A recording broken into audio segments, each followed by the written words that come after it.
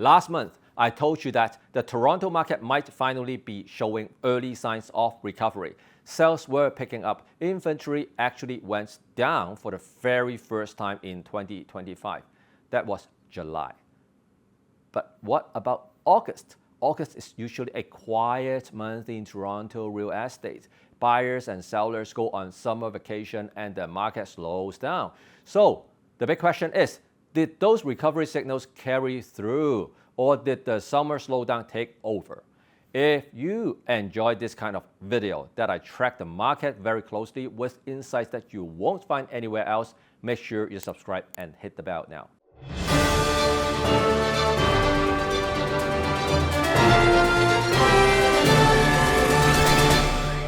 Number 1, sales activity.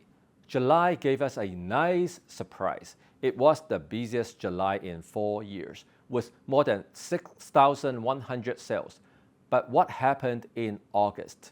Let's look back at the past 4 years first. In August 2022, sales came in at 5,627. In 2023, that number slipped to 5,294. In 2024, last year, it dropped again to 4,975. So you can see the pattern. Every August, about 300 fewer homes were sold compared to the year before. The market was losing steam year after year. This year, that trend finally broke. August came in at 5,211 sales. That's a 2.3% increase from last year. Is it exciting? Not really, but it is the first time in years that August sales did not fall further. The market has stopped shrinking, and that's the first step towards recovery. Number 2, inventory levels. The first half of 2025 was brutal. Inventory climbed every single month. By June, we had more than 31,600 active listings sitting on the market. In July, inventory finally reversed. Active listings dropped 4.4% to 30,215. Did inventory continue to drop in a slow month of August? Surprisingly, active listing came down to 27,495. That's a significant 9% drop from last year. This is exactly what you want to see in a recovering market. Not only more sales, but also fewer listings. That means absorption is finally happening. Let's dive deeper. Downtown condos took the hardest hit in this market downturn. A wave of new construction finished. Investors started offloading, and listings piled up. But August gave us a glimpse of light at the end of the tunnel. Active listing for condo in the city of Toronto dropped 10% from July to August. That tells us buyers are finally digesting the downtown inventory. And here's the key. Most of them are first-time buyers. At today's price point, they are starting to feel confident enough to step in. Detached homes are even stronger. Active listings were down 15%. York region was slower. Both condos and detached down 7%. Still pretty good. What are we seeing right now fits into the formula for recovery. First, you stop the bleeding. Then you rebuild confidence.